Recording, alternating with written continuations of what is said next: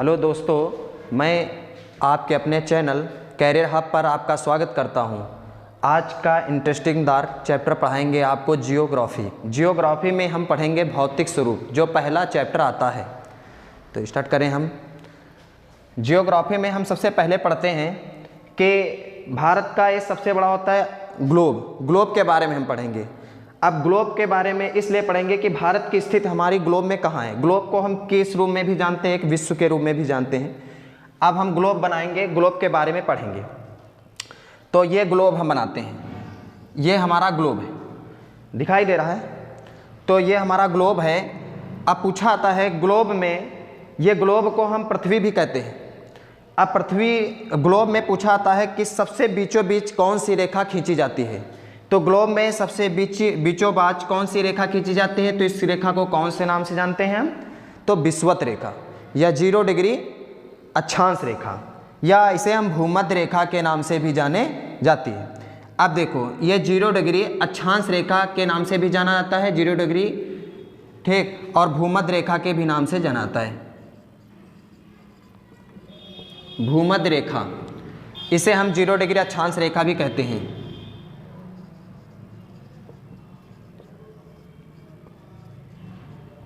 इसे हम भूमध्य रेखा भी कहते हैं, 0 डिग्री अक्षांश रेखा भी कहते हैं, ठीक। फिर एक नीचे जब ये 0 डिग्री अक्षांश रेखा खिंच जाती है तो ग्लोब को 2 भागों में बांट देती है, एक दक्षिणी गोलार्ध और एक उत्तरी गोलार्ध। एक दक्षिणी गोलार्ध और एक उत्तरी गोलार्ध। तो अब ये उत्तरी गोलार्ध हो जाता है, ये दक्षिणी गोलार्ध हो जाता है। अब इसी में हम पता करेंगे हमारे भारत की स्थिति इसमें कहाँ पर है। तो हमारा भारत एक महाद्वीप है, एक महाद्वीप में स्थित है भारत, जो एक एशिया महाद्वीप है।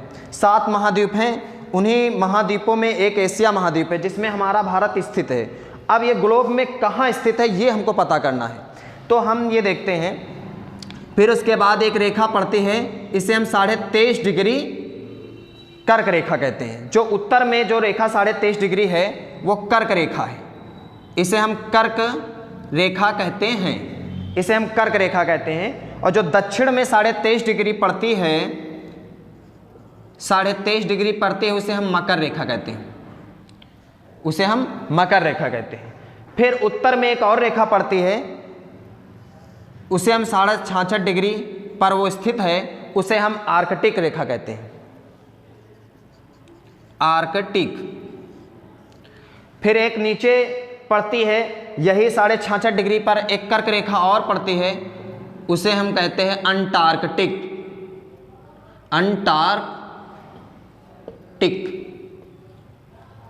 अंटार्कटिक कहते हैं। देखो, अब 0 डिग्री भूमध्य रेखा जो है वो ग्लोब को 2 भागों में बांटती है। उसे हम भूमध्य रेखा भी कहते हैं, 0 डिग्री अक्षांश रेखा भी कहते हैं, और इंग्लिश में उसे इक्वेटर कहते हैं। इंग्लिश में इसे इक्वेटर कहते हैं। ये जो 23 डिग्री कर्क रेखा है, ये भारत के बीचों बात से गुजरती है, ठीक। अब भारत की स्थिति ग्लोब में कहाँ है, तो पहले तो हम ये देखेंगे उत्तरी गोलार्ध में। भारत की स्थिति कहाँ है, तो उत्तरी गोलार्ध में।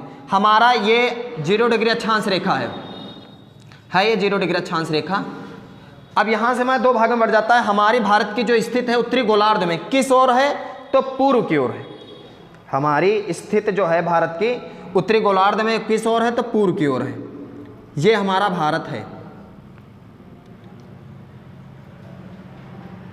भारत हमारा ये ऐसे भारत बना हुआ है, और बीचों बात से गुजरती कौन रेखा है, 23.5 डिग्री कर्क रेखा। हमारे भारत जो भारत है हमारे कर्क रेखा पर बीचों बात से गुजरता है, ठीक। उसके बाद हम ये देखते हैं, अब जान गए कि हमारा उत्तरी गोलार्ध में स्थित है भारत और पूर्व की ओर है। अब हम जान गए ये कि हाँ, ये अब ये अक्षांश होते हैं और ये क्या है, देशांतर। ग्लोब में 2 चीज़ों से मिलकर बने होते हैं, एक अक्षांश और देशांतर। अक्षांश होते हैं इसमें और देशांतर होते हैं। अक्षांश और देशांतर 2 रेखाओं से ग्लोब बनके बनाए। अब अक्षांशों का काम क्या होता है, देशांतरों का काम क्या होता है ग्लोब में? तो अक्षांशों का काम ये होता है, ये सही स्थिति पता करते हैं। मतलब पृथ्वी पर सही स्थिति पता करने के लिए हम अक्षांश का प्रयोग करते हैं, और सही समय प्रयोग करने के लिए, सही समय ज्ञात करने के लिए हम किसका प्रयोग करते हैं, देशांतरों का। इसीलिए हमें अक्षांश और देशांतर बनाए गए। ये सही स्थान पता करते हैं, ये स्थान और ये समय। ये समय निर्धारित करता है, देशांतर। तो सही स्थिति पता करने के लिए मतलब किसका काम होता है, जैसे हमें मिसाइल अटैक करना है तो हम अक्षांश सेट कर देंगे और किसी भी देश पर आक्रमण या मिसाइल अटैक कर सकते हैं सटीक। अब पूछा आता है ग्लोब में ये जो रेखाएं होती हैं, अक्षांश रेखा होते हैं, जो पूर्व से पश्चिम की ओर खींची गई रेखाओं को अक्षांश रेखा कहते हैं और उत्तर से दक्षिण की ओर खींची गई रेखाओं को देशांतर रेखा कहते हैं। कुल देशांतर, ये देशांतर रेखाएं हैं। हमारी ग्लोब ऐसे ही तो बना हुआ है, ऐसे बना हुआ हमारा ग्लोब है बना, हमारा ग्लोब ऐसे ही तो बना हुआ है। अब ये जो उत्तर से दक्षिण की ओर रेखा खींची गई इन्हें हम देशांतर रेखा कहते हैं। इनकी कुल संख्या होती है 360, कुल संख्या 360 है। और अक्षांश जो है हमारे, ये अक्षांश हैं, पूर्व से पश्चिम की ओर खींची गई रेखाओं को अक्षांश रेखा कहते हैं। इनकी कुल संख्या 180 है। एग्जाम में पूछी जाती है कि कुल संख्या कितनी है, 180। और यह भी पूछा जाता है कि एक अक्षांश बढ़ने पर या दो अक्षांशों के बीच की दूरी, ये दूरी निर्धारित करते हैं और ये समय निर्धारित करता है। तो दो अक्षांशों के बीच की दूरी कितनी होती है, तो 111 किलोमीटर या 111.32 या 111 किलोमीटर धर लो, ठीक। दो अक्षांशों के बीच की दूरी है, ठीक। और पूछा आता है दो देशांतरों के बीच की दूरी या एक देशांतर बढ़ने पर जो दूसरा देशांतर मिलता है उनके बीच का समय या दो देशांतरों के बीच का समय कितना होता है, तो 4 मिनट का। दो देशांतरों के बीच का समय 4 मिनट पूछा जाता है। दो देशांतरों के बीच का समय कितना होता है, 4 मिनट। या एक देशांतर बढ़ने पर दूसरा देशांतर जब हम पाते हैं तो 4 मिनट का समय लगता है। और दो अक्षांशों को बढ़ने पर एक अक्षांश या दो अक्षांशों के बीच की दूरी 111 किलोमीटर। या फिर हम देखते हैं कि या पूछे एक देशांतर बढ़ने पर जब दूसरा देशांतर मिलता है तो कितनी दूरी तय होती है, तो 111 किलोमीटर की, ठीक। हम ये देख लेते हैं, ये कुल दूरी है, ये दूरी है, ये समय निर्धारित करता है। अब हम ग्लोब के बारे में जान गए कि भारत की स्थिति हमारी कहाँ है और भारत कहाँ पर है, इसमें इनका क्या क्या कार्य है। अब हम आते हैं भारत। अब इससे यहाँ से उठा के हम भारत में देखते हैं। भारत जो है हमारे एशिया महाद्वीप पर है, जो विश्व का सबसे बड़ा महाद्वीप है। 7 महाद्वीपों में एशिया महाद्वीप सबसे बड़ा है, जिसमें हमारी भारत स्थित है। भारत का क्षेत्रफल कितना है, तो 32,87,263 वर्ग किलोमीटर है हमारा भारत का विश्व का क्षेत्रफल। भारत का पूरे क्षेत्रफल के बारे में बता रहा, ठीक। और फिर इसके भारत में पूर्व से पश्चिम की लंबाई और पश्चिम से पूर्व की लंबाई, उत्तर से दक्षिण की लंबाई कितनी है, तो पूर्व से उत्तर से दक्षिण की लंबाई 3214 है किलोमीटर। 3214 किलोमीटर जो है उत्तर से और दक्षिण की लंबाई है। और पूछा जाता है कि पूर्व से पश्चिम की लंबाई कितनी है, तो 2933। दोस्तों हम देखते हैं, इनको हम विशेष रूप से ध्यान देंगे कि मिसलिनियस ना हो जाए, क्योंकि उत्तर से और दक्षिण की लंबाई है तो 3214 और पूर्व से पश्चिम की लंबाई 2933 किलोमीटर में। फिर पूछा आता है, अब भारत का हम भौतिक स्वरूप पढ़ रहे हैं तो हम छोटी से छोटी चीज पढ़ेंगे इसमें कि भारत में क्या क्या है और हम जानेंगे भी। हालांकि बहुत लोगों को पता नहीं होता, जब तक पढ़ेंगे नहीं, छोटी से छोटी चीजें नहीं पता होती हैं। अब पूछा आता है भारत का क्षेत्रफल जो है विश्व के क्षेत्रफल का कितने प्रतिशत है। भारत का क्षेत्रफल विश्व के क्षेत्रफल का कितने प्रतिशत है, तो किसी को मालूम है 2.4% है। भारत का क्षेत्रफल विश्व के क्षेत्रफल का कितने प्रतिशत है, तो 2.4%। जो भारत है विश्व में 7वां स्थान आता है क्षेत्रफल की दृष्टि से। भारत का जो क्षेत्रफल की दृष्टि से स्थान है तो 7वां है, स्थान जो है वो 7वां है क्षेत्रफल की दृष्टि से, 7वां स्थान है, ठीक। फिर इसके बाद हम पूछते हैं, एक भी और क्वेश्चन आता है कि भारत की जनसंख्या विश्व के जनसंख्या का कितने प्रतिशत है, तो भारत की जनसंख्या विश्व के जनसंख्या का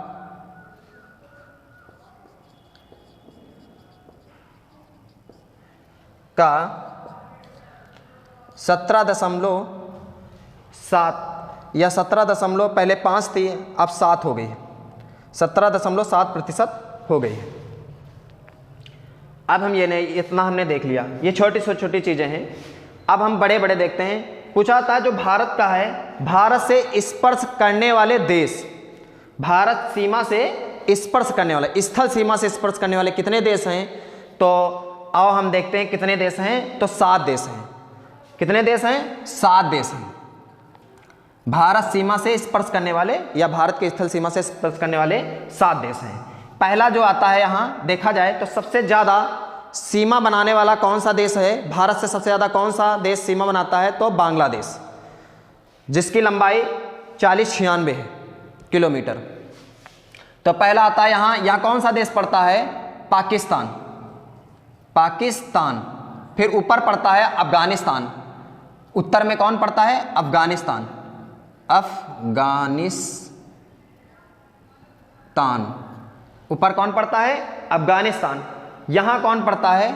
नेपाल। यहाँ कौन सा देश है? नेपाल, जो हमारी सीमा से स्पर्श करता है, नेपाल। ऊपर क्या है? चीन, जिसे हम चाइना कहते हैं, ये चीन है। फिर उसके बाद ये यहाँ कौन सा देश पड़ता है? भूटान, भूटान। भूटान की जो रक्षा करता है वो भारत ही करता है, ठीक। भूटान के पास ना कोई आर्मी है ना कोई संरक्षण बल है, भूटान की रक्षा भारत ही करता है। फिर इसके बाद यहाँ कौन सा देश है? Myanmar, Myanmar. फिर ये कौन सा देश है? बांग्लादेश,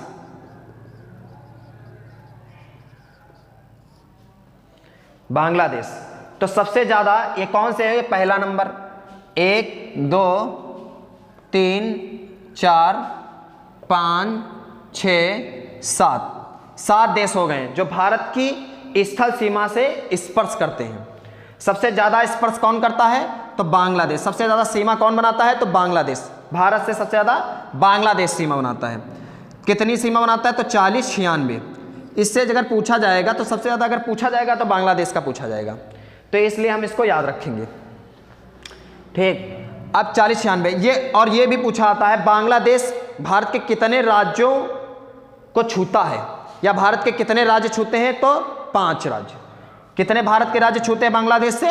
5 राज्य। हम बांग्लादेश के बारे में ही क्यों विशेष रूप से बता रहे हैं? क्योंकि ये इंपॉर्टेंट है, ये सबसे ज़्यादा स्पर्श करता है सीमा। तो इसमें हम 5 देश हैं, 5 देश हैं जो बांग्लादेश से छूते हैं। ये 5 राज्य हैं भारत के, तो भारत के 5 राज्य हैं। अब राज्यों के नाम भी पूछे जा सकते हैं, कौन कौन से हैं। ऐसे अगर राज्य आपको पता नहीं है तो वहाँ ऑप्शन में आएगा 5 6 4 2, तो राज्य पता होंगे तो तुम जान जाओगे, ठीक। यहाँ पड़ता है असम, असम। फिर नीचे पड़ता है मेघालय, मेघालय, मेघालय, असम, मेघालय।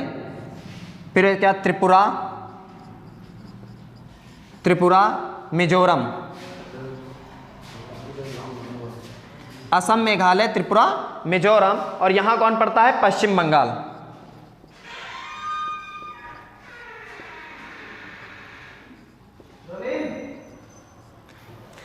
अब हम पश्चिम बंगाल बताया, तो 5 राज्य हो गए जो बांग्लादेश से भारत के छूते हैं। पहला त्रिपुरा, असम, मेघालय, मिजोरम और पश्चिम बंगाल।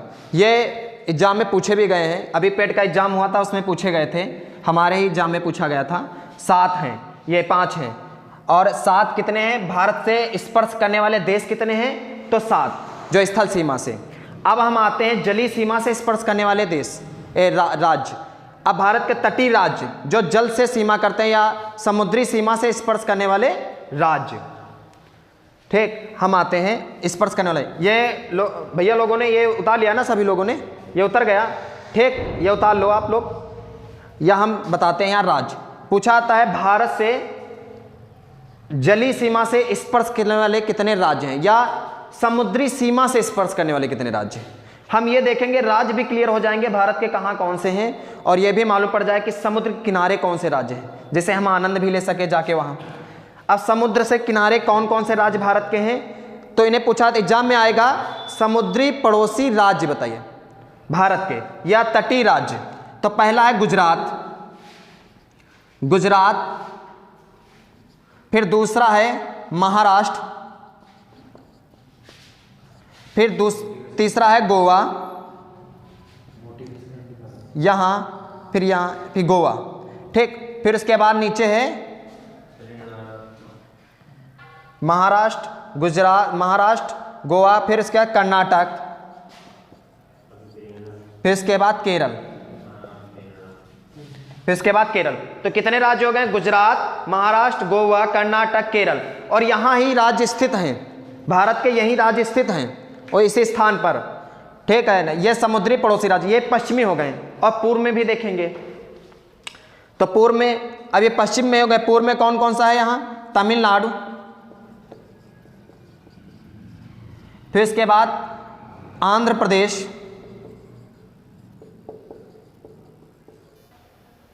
उड़ीसा, फिर इसके बाद ये पश्चिम बंगाल लिखा हुआ है। तो ये 4 राज्य हो गए, 4 इस तरफ, 5 इस तरफ, 9 राज्य हो गए, 9 राज्य हो गए। जल से स्पर्श करने वाले कितने राज्य हैं? 9, 5 इस तरफ, 4 इस तरफ। अब हम देखते हैं भारत के स्थल सीमा की लंबाई, जिसे हम अंतरराष्ट्रीय सीमा भी कहते हैं। भारत के स्थल सीमा की लंबाई, स्थल सीमा की लंबाई, सीमा की लंबाई कितनी है? तो 15,200 किलोमीटर, 15,200 किलोमीटर। इसे हम अंतरराष्ट्रीय सीमा भी कहते हैं। ये हमारी है स्थल सीमा की लंबाई, ये जितनी है स्थल सीमा की लंबाई यहाँ तक, ये कहाँ है? ये हमारी स्थल सीमा की लंबाई है। इसमें 17 राज्य जुड़ते हैं, 17 राज्य जुड़ते हैं और 92 जिला, 17 राज्य जुड़े हुए हैं और 92 जिले जुड़े हैं, जो 15,200 किलोमीटर की दूरी है। पूछाता है भारत की स्थल सीमा की लंबाई। अब भारत के तटीय भाग की लंबाई, भारत के तटीय भाग की लंबाई, तटीय भाग या समुद्री तटीय भाग की लंबाई, तो तटीय भाग की लंबाई कितनी है? तो 6100 किलोमीटर। ये तट 9 राज्य छूते हैं, इस तट में 9 राज्य छूते हैं, इस तट में 9 राज्य छूते हैं। भारत के तटीय भाग में 9 राज्य कौन कौन से? गुजरात, महाराष्ट्र, गोवा, कर्नाटक, तमिलनाडु, आंध्र प्रदेश, उड़ीसा, पश्चिम बंगाल। ये तटीय भाग की लंबाई है। बान में पूछा आता है। अब भारत में पूछा आता है भारत के मुख्य भूमि की, तटीय भाग की, यह मुख्य भूमि की है, यह मुख्य भूमि के तटीय भाग की लंबाई है। भारत के तटीय भाग की लंबाई पूछा जाए तो हम द्वीपों सहित लेंगे। यहाँ कौन पड़ता है? मालदीव, यहाँ का पड़ता है मालदीव, और यहाँ कौन सा पड़ता है? अंडमान निकोबार और लक्षद्वीप। ये लक्षद्वीप है, लक्षद्वीप, और यहाँ कौन पड़ता है? अंडमान निकोबार द्वीप, अंडमान निकोबार द्वीप। ये भारत का ही द्वीप है जो समुद्र में स्थित हैं। यहाँ से जब लंबाई लेते हैं, ये तटीय भाग के द्वीपों सहित लेते हैं, तब इनकी लंबाई कितनी हो जाती है?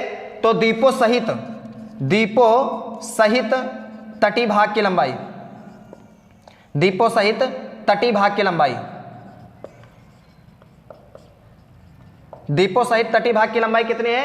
तो 75 16 अब हो गई है 6, 75 16.5 भी होती है और 75 16.6 भी होती है, ठीक, किलोमीटर। ठीक, समझ में? ये बहुत कंफ्यूजिंग होती है। जो स्थल सीमा की लंबाई है इसे हम अंतरराष्ट्रीय सीमा भी कहते हैं, जो 17 राज्यों से जुड़ी हुई है। भारत के 17 राज्य जुड़े हुए हैं इसमें और 92 जिला छुए हुए। जो ये है, ये स्थल नहीं मतलब, इसकी कितनी है? तो 15,200 किलोमीटर। बहुत कुछ आता है। और भारत के मुख्य भूमि का तटीय भाग की लंबाई, ये तटीय है, तट बस इतना ही, तट, मुख्य भूमि का तट, इसका कितना है? 6100 किलोमीटर। और जो इसके बाद द्वीपों सहित तट ले, हम अगर द्वीपों सहित लेंगे तो हम यहाँ से लेंगे अंडमान निकोबार से लक्षद्वीप से तक लेंगे पूरा, क्योंकि भारत की सीमा यहाँ तक भी है, द्वीपों तक भी है। तो इसलिए इसके है 75 16.5 या 6। दोस्तों अब हमने इतना बता दिया आपका, ये हो गया हमारा अक्षांशीय देशांतरीय विस्तार। आप लोग इसे नोट कर लीजिए और स्क्रैच कर लीजिए, कुछ भी कर लीजिए आप, है ना। और अगर हमारा ये वीडियो आपको अच्छा लगे तो लाइक करिए और सब्सक्राइब भी कर दीजिए, शेयर कर दीजिए, तो हमारा भी भला हो जाएगा और आपको अगर अच्छा लग रहा तो आपका भी भला होगा। तो हम यही कह रहे हैं कि अगर हमारी पढ़ाई आपको अच्छी लग रही है तो आप शेयर जरूर करिएगा। और फिर इसका नेक्स्ट वीडियो हम कल बनाएंगे, आपको बताएंगे इससे अच्छा इंटरेस्टिंग दार।